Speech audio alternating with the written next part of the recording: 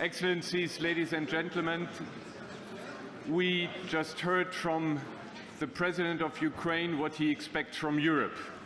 And the next session will be about Europe and how Europe can support Ukraine. This is the hour of Europe, as I said earlier. And we are very happy that the President of the European Council, António Costa, will address you, and he will explain to you how he wants to implement what President Zelensky asked, and that is to build a European army. President, you have the floor.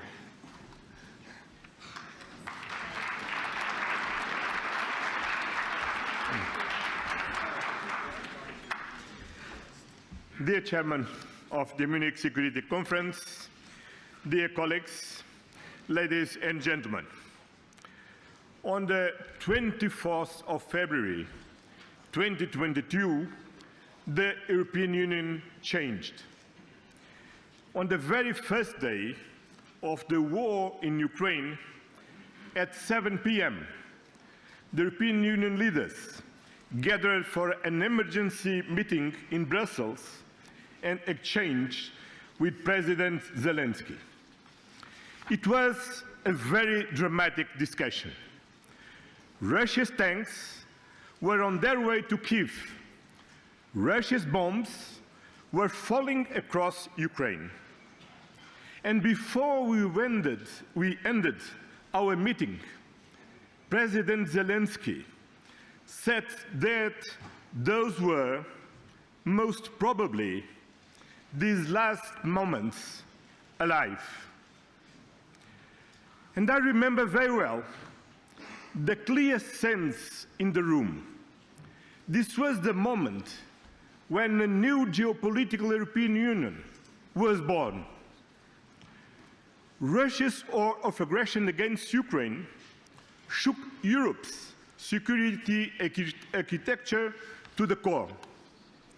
Together with our transatlantic allies, we acted immediately to support Ukraine's sovereignty, self-determination, and territorial integrity, with humanitarian aid, with economic assistance, with the toughest ever sanctions against Russia, with unprecedented military support.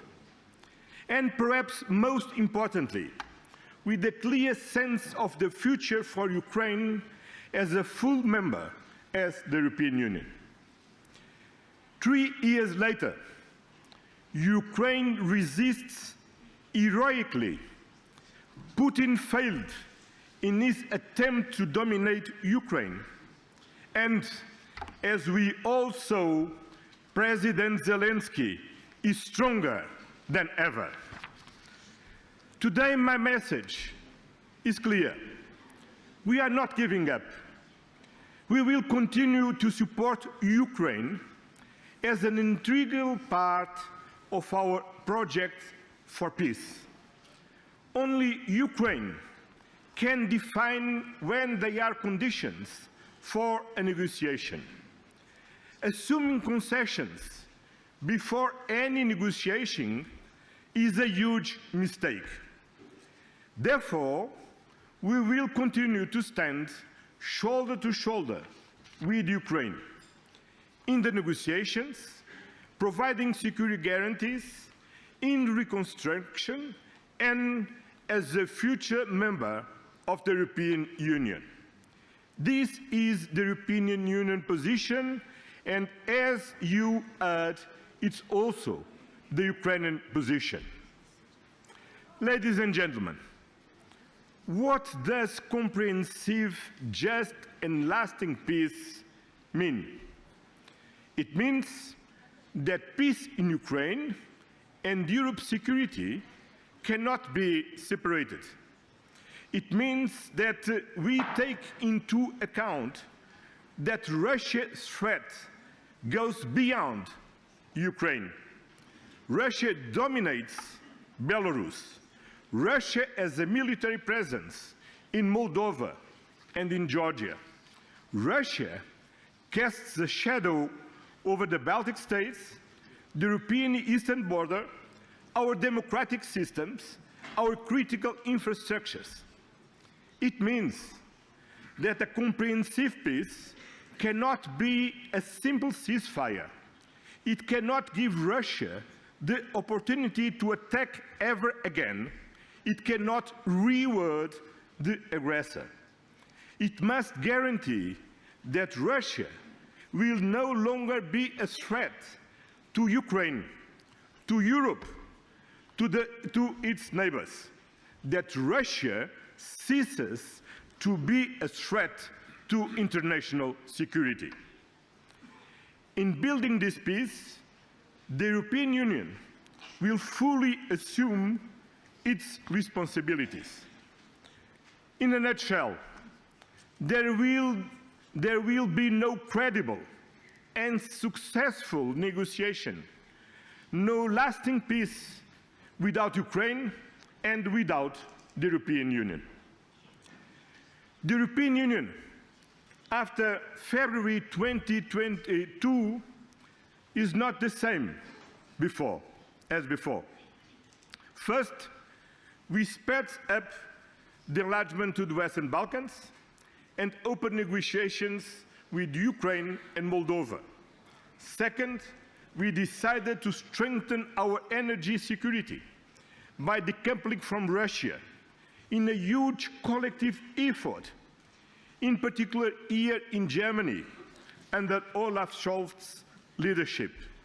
Third, less than 1 month after the beginning of war, in Versailles, all member states decided to effectively deliver on building the Europe of defense. Our defense spending rose by 30% since 2021. European Union countries that are in NATO now spend on average 2% for defense. Together, we have reached the target. But we will do more. The European Union is a peace project by design. But we know that peace without defense is an illusion. 2 weeks ago, I brought together the European Union leaders to provide political guidance to the European Commission and the High Representative on the capabilities we jointly need to build, on the mobilization of more public and private funding, on strengthening our partnerships, namely with the United Kingdom and NATO. The Commission and the High Representative will present proposals in the next months, and I will keep defense at the top of the European Council's agenda. This is the direction. This is our commitment. Dear friends, the European Union is a reliable and predictable partner, a strong economic and powerful trade actor, and we are firmly committed to act better, stronger and faster in building the Europe of defense. Thank you very much.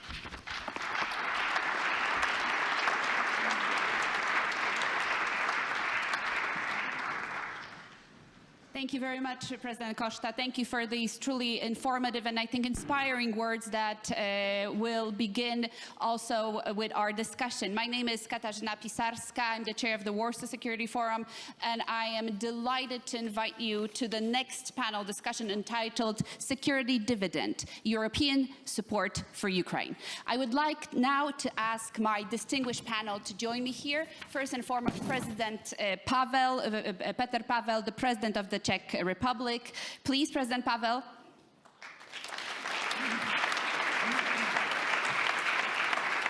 Mette Frederiksen, the Prime Minister of the Kingdom of Denmark. Prime Minister.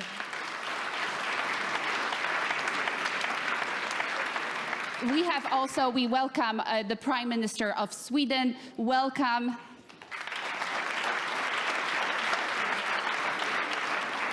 And last but not least, Friedrich Merz, who is the chairman of the CDU here in Germany. Please join us.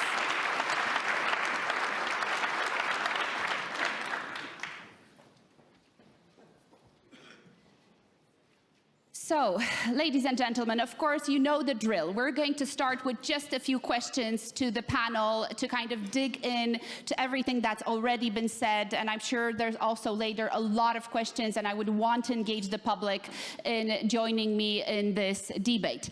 But let me start with a very straightforward question. We have seen over the last 2 days a lot of developments that were Europeans. We have seen a phone call of President Trump with President Putin, where it seemed that not only Europe, but even Ukraine was not truly consulted before the phone call. We have, more importantly, seen, and this is today's also the words of President Zelensky, Europe a bit sidelined from the negotiations. President Zelensky said on the stage just a moment ago that when he spoke with President Trump, Europe was not even mentioned when peace negotiations on Ukraine were discussed. So my question to you here is a question that probably everyone has. What is our plan for Ukraine? What is our plan for a secure and just peace in Ukraine? President Pavel. Well, thank you. Let me start by saying that all we heard and saw over the last couple of days can be seen from both half full and half empty glass. And as I am a half full guy, I see it as a positive development for Europe. Most of these things were cold shower or a shakedown, and which helps us to get some more self-awareness. I mean, European awareness. And we realized that we can do a lot on our own, with or without our American allies. And when it comes to Ukraine, I am a strong advocate of a common approach with the United States. But if we find that their vision of solution of war in Ukraine is different from ours and leaves us aside, we should act very actively. I think that first on our side would be to define our own European position. What are our red lines? What are our withdrawal lines? And all these will have to be discussed with Ukraine. And once we coordinate that position, we will have to coordinate it with our American allies, pointing to the fact that if we are supposed to take more responsibility for Europe, more responsibility for Ukraine, we have to be at the table. Otherwise, we would somehow echo Munich spirit that Czechoslovakia knows about pretty well. I mean, agreement on a country without a country, this time about Ukraine, but also about Europe. So I think we should stand very self-confident because we are doing a lot. We can do more. We have a tendency quite a lot to repeat that we are at a turning point. We have survived a number of turning points, but this time I truly believe that we are at a turning point where we can finally grow up, show that we are able to take responsibility and act accordingly. And some of the measures highlighted by representatives of European Union gives me hope that we are on the right track to be much more flexible and faster in our decisions that are so badly needed for Ukraine. Thank you, President. Prime Minister Frederiksen, what can we do to be at the table, and what can we offer concretely to the table not to be on the menu? Let me start by answering your first question. You were asking all of us in the panel, what is the plan with Ukraine? And let me jump to conclusion. It is to win the war. that's the plan. But let's define winning. No, because what is the alternative? If we allow Russia to take decisions on European questions in 2025, that's not the right way. But so, no, but we need. I have never believed that the war in Ukraine is primarily about Ukraine. The war in Ukraine is about Russia. It's about Russia's imperial dreams. It's about their wish and their will to take decisions upon European questions. And we cannot allow them to do it. So I think we have to stick to strategy. And the strategy is to win the war. It's not easy. It's not beautiful. It's not nice. It's not all the good things in the world, but it's necessary. And if I am right, I'm not saying I am, but if I am right, that this war has never been about Ukraine, then we need to keep that in mind. I dream about peace, of course. I will do anything to support peace, but I don't believe in appeasement. It was wrong in Munich in 1938. And I think it will be wrong today. So I totally agree with António Costa. You gave a very strong speech just a few minutes ago. You were saying it very directly, that it needs to be a reliable and a just peace, and it can only be a just peace, and we can only trust that peace agreement whenever and whatever it will consist, if we are sure that Russia will not come back in Ukraine or anywhere else in Europe. So that is why we need to win this war, and we cannot talk about a war going on in Ukraine as not a common war anymore. We are a part of this, and we have been a part of this for 3 years now. And at the same time, we have to be able to defend ourselves. So we have to do our homework in Europe, and we have to do it very, very fast. We have to spend much more on defense and security. And we have to grow our economy so we are able to do what is needed to defend our countries. So let's see. I mean, Zelensky is saying he is open to talk with Putin. I don't know if we can trust Putin. I have my doubts. We have to try, but we have to ensure that Ukraine and Europe win this war. Thank you, thank you. I think this is exactly the direction we need to go. Prime Minister, us winning means Russia losing. It means a Russian defeat. How do you see a Russian defeat? What has to happen for Russia to be defeated? Well, first of all, not to repeat, I agree with every single word of Mette's. Sometimes we are asked, what is really your strategy? And I think it was Mette actually first coined saying, you know, actually we do have one. From 2007 onwards, we did not have one. Now we're actually fighting against them. Then you can always discuss, are we successful enough? Are we doing enough? And obviously not, but still doing the right thing. I think, before I answer your question, I think Volodymyr basically pointed to all the principal factors in this. No talks about Ukraine without Ukraine, no talks about Europe without Europe. That does not in itself guarantee a good result or the result we would like to see, but it provides a foundation for us to be part also of the long-term solution in this. I think that is important. But basically, I mean, what it needs to be to end in is, of course, a Ukraine entitled to make their own decisions. I mean, obviously, the decisions Sweden and Finland made after the full-scale invasion, to have the right to make your own security policy decisions in the long term. That is basically the needed result of that.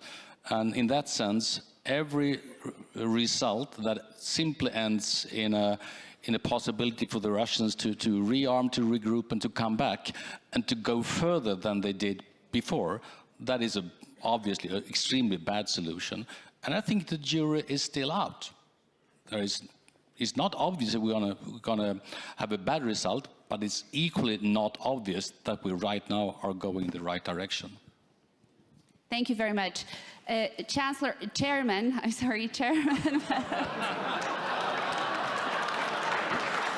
it is a panel of heads of state. It is a panel of heads of state. Of course, Chair Merz, it cannot be overstated how important for a joint European response is Germany. What is your vision? What is your vision for a peace in Europe, a peace in Ukraine, and of course, a defeat of Russia? So first of all, many thanks for your compliment. But there are still 60 million voters between you and me, so. If you allow, I would like to set up the bigger framework we are working in, actually, and there is an elephant in the room here, and the elephant is the transatlantic relationship. And I think I should give some brief comments on what we have heard yesterday and today on our relationship. My first comment goes to the outcome of the elections. We respect the presidential elections and the congressional elections in the US, and we expect the US to do the same here. My second comment goes to our shared values and shared powers. We stick to the rules which are given by our democratic institutions. This includes our own legal approach to deal with, for example, published information and opinions. Free speech remains free speech and remains part of our open democratic society. But fake news, hate speech and offenses remain subject to legal restraints and control by independent courts. And I think I should say that in front of the events which took place in DC yesterday, we would never kick out a news agency out of the press room of our chancellery.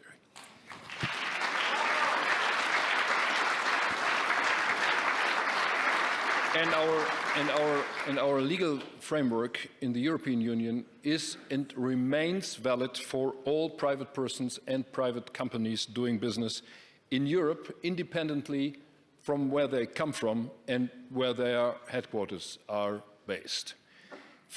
We look for close cooperation with the Trump administration and with the American market, and we strongly believe in free trade, open markets, and that's the reason why we would like to see tariffs brought down to zero as fast as possible. We don't believe in trade conflicts or even trade wars.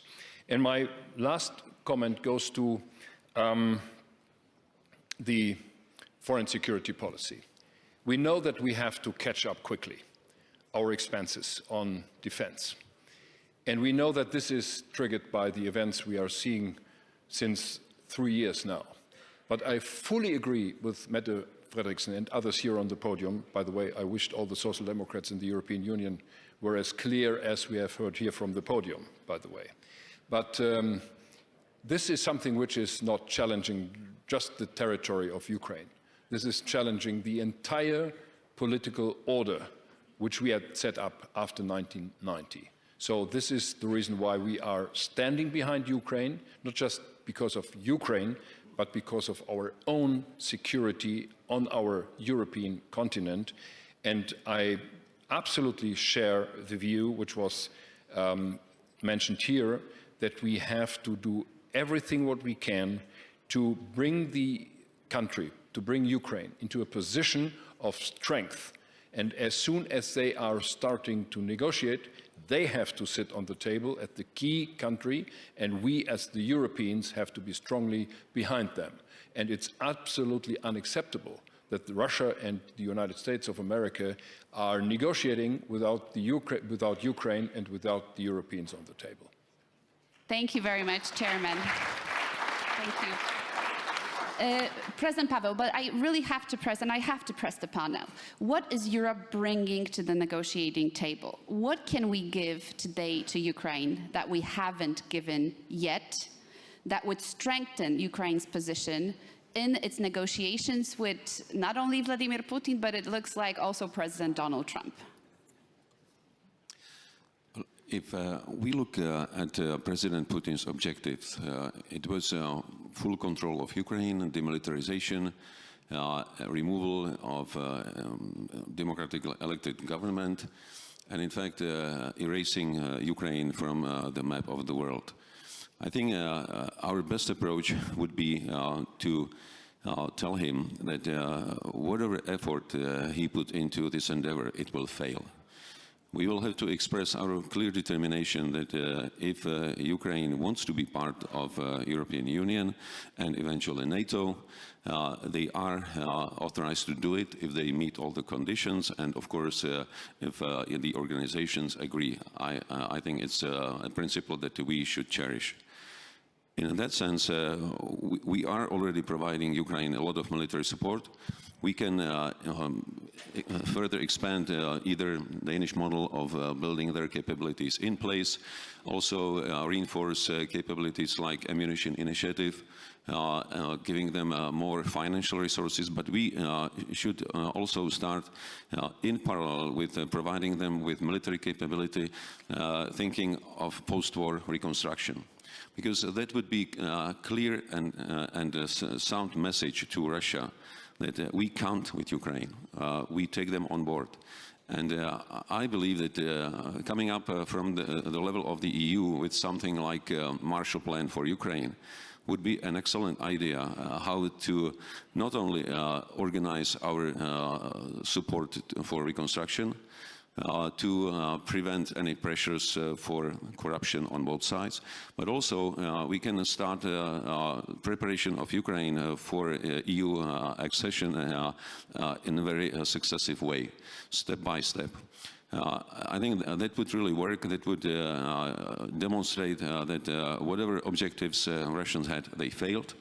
And as they always looked at Ukraine somehow from above, because they call them chochols based on history, we can show them that these people they were laughing at will have much better living conditions that Russians have in their own country.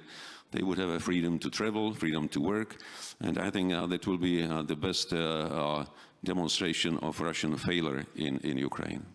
Thank you very much, President. Going on, Prime Minister, what can we put on the table? Would you, for example, support giving frozen assets to Ukraine?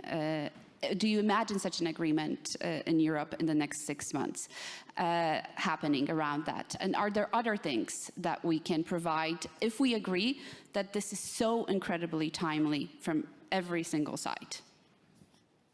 Yes, yes, yes, I'm sorry, there's two Prime Ministers, yes.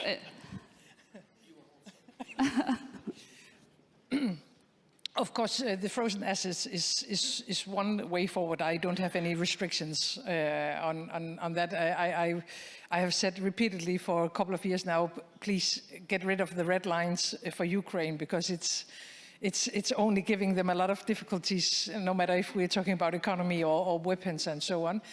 The best thing to give Ukraine, let's be honest, I know some allies are against this, is NATO membership. If they were a member of NATO, we would never have had the war in Ukraine. It's the cheapest, it's the easiest way forward to protect countries transatlantic. It is to be in NATO. I know it's a difficult path because some good, big allies are not in favor of this, but then at least these good, big allies have to discuss with the rest of us what kind of security guarantees can we then offer Ukraine that are as good as NATO membership. And I'm just going to repeat, it's the cheapest, it's the easiest way, that's NATO membership. So of course economy is one way forward, security guarantees is number two. Thirdly, and you know, for 3 years we are repeating ourselves, they still need a lot of stuff and measures on the battlefield. I mean, they are fighting a war. And if you are fighting a war, you need weapons. And even though we have donated a lot, all of us, we are still not providing them with what is needed. We promised in Washington last year to give them at least 6 or 7 air defense systems. Have they received 6 or 7 air defense systems? The answer is no. And you cannot protect a country without air defense systems. So, I mean, frozen assets, yes. Security guarantees, yes. Give them the strength before negotiations, yes. But on the battle, we promised in Washington last year to give them at least 6 or 7 air defense systems. Have they received 6 or 7 air defense systems? The answer is no. And you cannot protect a country without air defense systems. So, I mean, frozen assets, yes. Security guarantees, yes. Give them the strength before negotiations, yes. But on the battlefield, there's only one thing that counts. Do you have the weapons? Do you have what is needed? And sorry, guys, there is no excuse for this. We have the weapons, but talking about that, we have to ramp up production. And the Czech initiative, we have been working extremely closely together, has been very effective on ammunition, artillery ammunition, good. We found out a year ago that it was, I mean, the stocks were out, so we started this new initiative. It's now 1 year old, to support production directly in Ukraine. And let me tell you one thing. I mean, they are able to produce much faster and cheaper than the rest of us, and they are in a war. I mean, it's almost, no. We have a problem, friends. If a country at war can produce faster than the rest of us, yeah, we don't want to be in war, but can we take the other part of this sentence? And ramp up production, and we need to do that transatlantic. So I really, really believe, and I would strongly encourage all of us to ramp up production. I'm not saying we are at wartime, but we cannot say we are at peacetime anymore. So we need to change our mindset. We need to have a sense of urgency. I think we need a kind of an emergency brake inside the European Union, get rid of all the legislation and all the bureaucracy, produce what is necessary, do it transatlantic to ensure that Ukraine will get what they need, but also to ensure that we are able to protect ourselves. Because some of us are willing to spend much more on defense and security, but we cannot buy what is needed. So industry and production lines are also extremely important. Absolutely, and on that actually I would like to ask Chairman Merz. I think everyone right now in the room agrees we have to spend more on European defense, and 2% is the floor. There's no doubt about it. In closed rooms here, everybody says we understand it, we get it, we got the memo, now we're realizing it. But we have to know also where we get the money from. And you have seen a lot of ideas floating around, including relaxing EU fiscal rules and the Stability and Growth Pact rules, which would allow us to actually borrow on markets for defense bonds for the European Union. Would you support, as Chancellor, such an idea? Well, the first answer is that we have passed through Parliament in Germany a special asset, we call it Sondervermögen, of 100 billion euro to do all the work and to purchase all the equipment we need for our army, and we are doing so. And this is enough to formally fulfill the 2% requirement until 2027. From then on, we have to spend much more money from the regular budget, from our federal budget, and the question is open where this money comes from. I'm open to have any debate on resources, but I'm not willing to accept that we are speaking only about money. There are two preconditions in my view. The one is we have to come to a unanimous vote of all the NATO states, and the next opportunity is The Hague by end of June. And this is not a question that one is moving ahead with numbers. This is something which we have to agree on jointly. And this makes no sense to bring numbers into the public debate, 3 or 4 or 5, before we are having a consensus within NATO.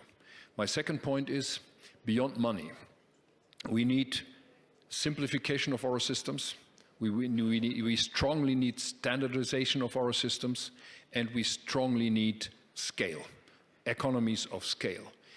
I'm not willing to accept, I give you an example in number, I'm not willing to accept that we are producing more than 150 different military systems within the European Union and spending more money on our different systems.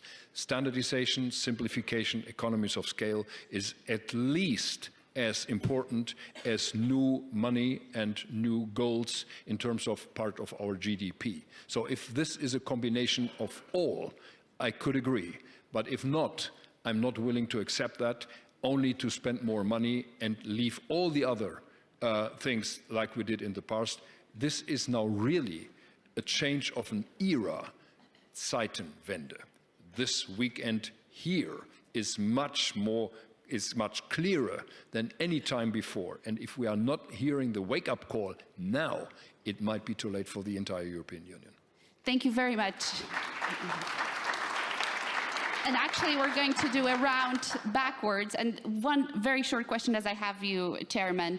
I wanted to ask you all about security guarantees for Ukraine. The Prime Minister said very clearly, NATO membership is what I'm going to support and fight for.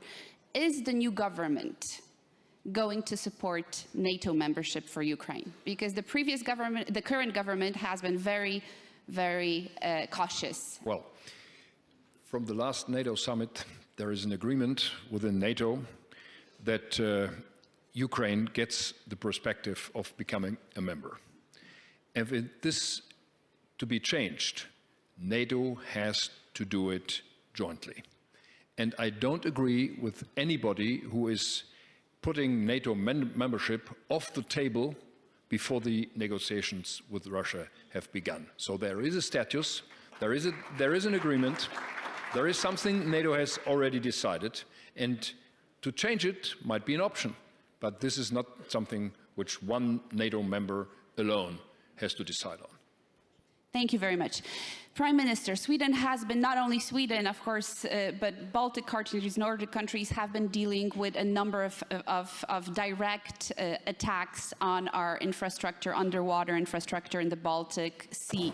Could you tell me what is the plan to respond to this, and how are we also putting this into a larger strategy when it comes to the war that Russia has waged against Ukraine and against the European continent?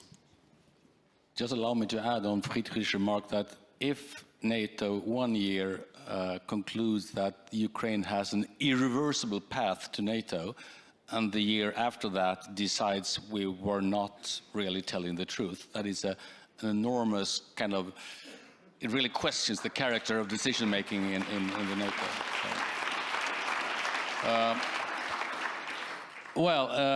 Baltic Sea is obviously under threat. We normally, I think Mette put it in a good way, saying that we are obviously not at war, but obviously not at peace either regarding the Baltic Sea. And we are quite careful. We don't easily single out or attribute countries for doing hostile things against our cables or electricity cables or things like that. But equally, we don't just believe in random things suddenly happening quite often, I fully understand that there might be such a thing as a seriously bad seamanship, but they normally don't occur that often and on that scale, So there is something pretty odd in that. So we take it extremely seriously. Finland has court, basically, even though it was formally voluntarily, and we did the same with different vessels, and they are thoroughly being examined, and we, at least we attribute the countries that behind them, even though it's, and the character of hybrid threats is, it is supposed to be hard to detect whether there are intentional damages or not. So that's almost proves it, basically. So what we're doing now, we are well, the NATO Operations Center is one part of that. We are collaborating extremely closely between all the Baltic countries right now in the air. I was myself looking at these vessels the other day from air, and we do it also on the surface. So I think we have pretty good possibilities to detect them and to deter them. But obviously we need to do even more to stop them totally. There is a good connection also to the Ukrainian war in that, because the Russian shadow fleet is heavily present on the Baltic Sea, and a lot of oil money is basically coming that way. So there are different good reasons to stop it, and I think we are taking that much more seriously now than we did previously. Before I turn to the public for the last 15 minutes, and I see already a lot of good hands, very quickly, Prime Minister and President, our strength was our unity, especially on sanctions. Do you think that unity is threatened within the next half a year or a year? Do you imagine a situation in which one or more countries decide not to prolong EU sanctions? And what happens then? Prime Minister, please. That risk is, of course, there is a risk, but I think until now we have managed to stay tuned and acting much more collectively and united than maybe even ever before within the European Union. And I mean, you can hear, when you're listening to me, I'm not very optimistic on behalf of the world at the moment, because I don't think the challenges are going to disappear. I believe in the opposite, unfortunately. But I'm very optimistic about Europe and the European Union, and I'm also optimistic about NATO. I mean, NATO and the European Union are stronger today than we were before the war. So until now we have managed, but I think at the same time there is a risk, of course, that some countries at a certain point will say, well, we cannot support Ukraine anymore, but then the rest of us has to continue. So for me, what is necessary to do has to be done. And maybe at one stage it will not be with unity. I don't know about that. I will work very hard to ensure that. We had, as António Costa said before, a very good discussion only a few weeks ago. I have never heard all 27 countries in the European Union being so much aligned on defense and security before. I've never heard it. I mean, all of us are now saying the same. We have to spend much more. We have to ramp up production. I totally agree with you that standardization and so on is an important thing. But you know, when we are talking about how much we have to spend, we have to look at reality. If I look at our eastern flank, the Baltic Sea, high north Arctic region, terrorism, the Sahel region, Middle East, fragile countries just outside the European Union, Moldova, Georgia, the West Balkans, and so on, 2% is not enough. Indo-Pacific, 2% is not nearly enough. So I think we have to start from that corner. What are the realities? Our most important task as political leaders are to protect our people, our values, our countries, and our continent, and our alliance with the US and Canada and other good friends. And if we are to protect everything we believe in, 2% is not enough. That's the conclusion, I think. Thank you very much, Prime Minister. And last, President, on this unity question, many here worry if European unity will not crumble if under pressure of the Americans. And I think for the first time we need to have a clear scenario, a way forward if the United States decides on something that's clearly against European interest, or will be pushing for a scenario in Ukraine which we cannot accept, will you worry then about European unity? With all the differences in assessing of different problems, and we face that in NATO very frequently, I am a strong believer in the value of the alliance and the EU.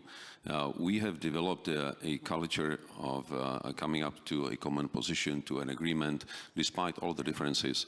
And that's why I strongly believe that both the United States and Europe have a common interest of working transatlantic bond. It serves both sides without any doubt.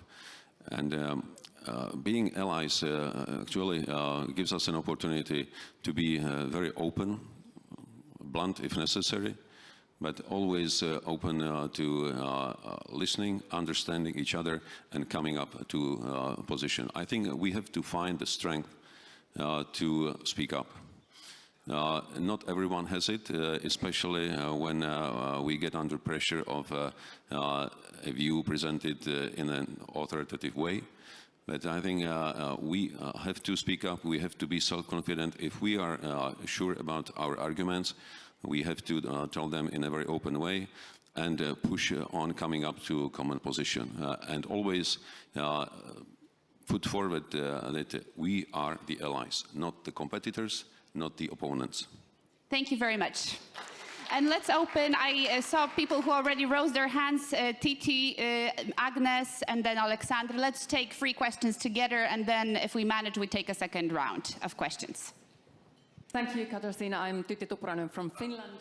And I think one of the most important questions over European destiny is the question of Ukrainian military resources. Who gets to benefit from Ukrainian military resources?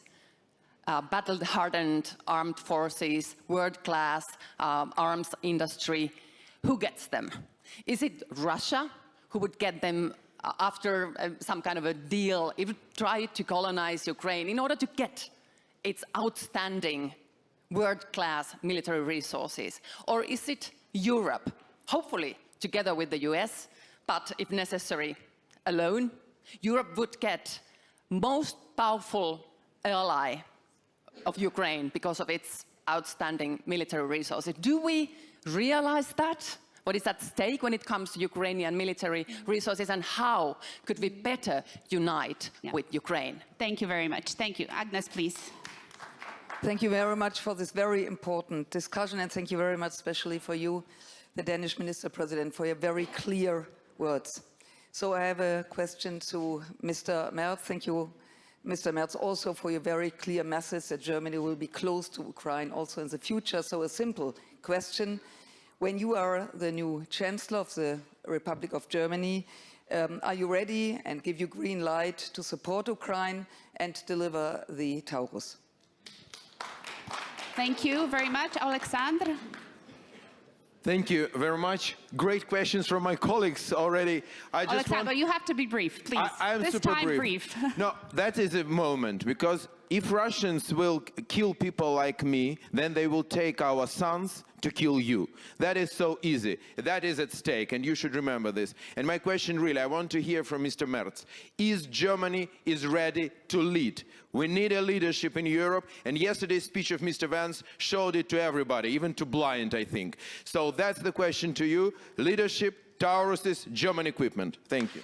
Thank you. And then maybe next we'll take a question. Please introduce yourself. Thank you very much. Tan Desi, MP and Chair of the House of Commons Defence Committee. I think we would all agree that Vladimir Putin has made a huge strategic blunder which has led to colossal death and destruction.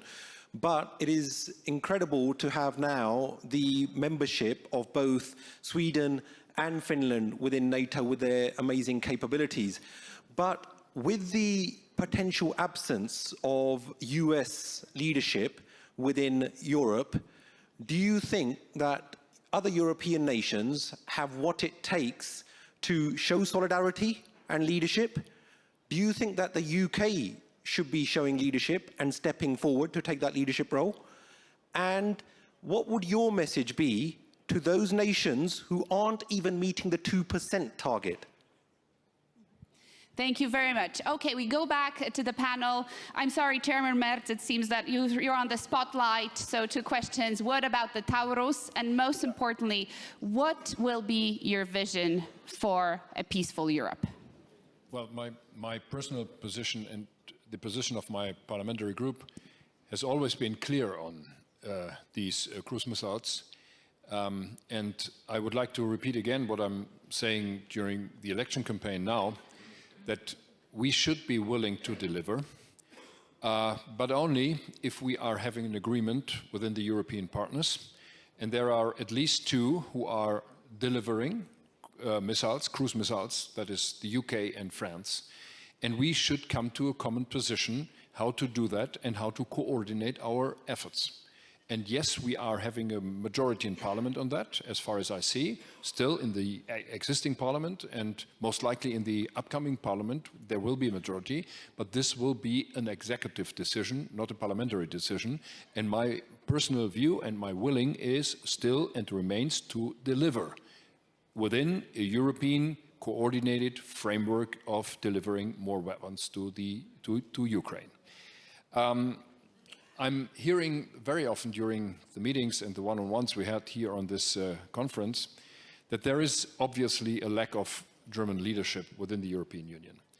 And I fully agree with all those who are demanding more leadership from Germany.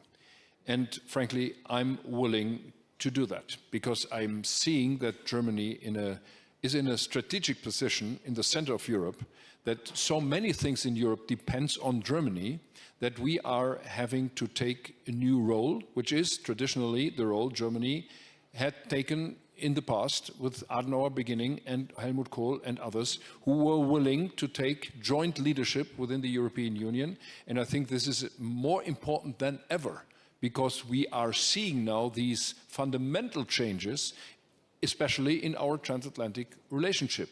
And we didn't hear what the Trump 1 administration told us. Now we have to listen and we have to learn a little bit more painfully than we had the chance to do 8 years before. UK, I would like to see the United Kingdom very close to the European Union, very close to our strategic efforts. I'm still regretting that they left the European Union, but this happened. You're welcome back. Yeah, I still regret that. It wasn't necessary, and we all know why it happened. This is now the past. This has happened, but we have to do anything what we can do to bring the UK closer to the European Union, within NATO at least, and beyond. Thank you very much, Prime Minister. Thanks. Yeah. Prime Minister, to add to this group of questions, I'm surprised nobody asked about the question of troops on the ground in Ukraine. Troops on the ground, so Europeans actually sending troops. And this is something that President Trump has alluded to. This is what the administration, as I understand, has taken upon, discussed. Of course, there's probably more questions than really answers about this, but what would be Sweden's approach? Do you think Europeans should be on the ground, and in what role? Well, 2 quite obvious comments. One is, of course, that before you put troops on the ground, you really have to think through what should happen if those troops are being attacked. I mean, that's the trivial to say that. Do you think that the Trump administration has an answer to that? That leads to my second conclusion. If we are to take responsibility from the European Union side, from European Union countries, for all the solutions after an agreement, we obviously need to be part of the agreement. There is no possibility just to leave the consequences for an agreement to European Union countries. But of course I don't exclude the possibility for an agreement that needs to be protected also by European Union countries. But I have a very hard time to see that that could be made without very, very credible guarantees on what is happening if they are being attacked. Basically from absolute. I think that's, I mean, it's obvious to say that, but it's so easy to just say boots on the ground without thinking through that. But that's also why we are so needed in all these talks that that ends up in an agreement. Is this also the position of Denmark and the Czech Republic, please? I totally agree with Ulf on this point, but let me say, when you are to form a political strategy, and it doesn't really matter if it's a national or a European, you cannot have a lot of question marks. You have to be willing to write the conclusion. So instead of saying, can we spend more than 2%, we have to say, okay, we have to defend ourselves, maybe more on our own than we want to. What is the need then? That would be much more than 2%. How are we going to reach it? Instead of, you're putting the questions the other way around. Can we do more for Ukraine? Stop putting that question on the table. We have to put it the other way around. So if we don't want Russia to win the war, then the question should be, okay, if Ukraine has to win this war, what should we do then to ensure that? If we want to protect ourselves, we want to protect there's nothing more important than protecting your own citizens, your societies, our common values, our continent, the transatlantic alliance. If we are to protect ourselves, what is needed to do that? So we have to put the questions, it has to be, yeah, exactly, thank you. Thank you. Can you come with me the rest of the day? Natalia is fantastic. Yeah. Thank you so much, Prime Minister. We have 30 seconds, actually. President, following on what the Prime Minister said, when we meet here next year at this time, what would you like for us to be the answer? So where will we be on Ukraine? It's great to have 20 seconds and crystal ball. I think all of us would like to see to have a peace agreement that would be as just as possible for Ukraine. Measures that would ensure, at least for a foreseeable future, before Ukraine becomes a member of NATO and the EU, that it is capable to repel any possible attack against its territory, and all the measures ready for Ukraine to successfully become a member of both the institutions. I think that would be the outcome that I would love to see. Excellent. And with this optimistic message, let's give a huge round of applause to our panel.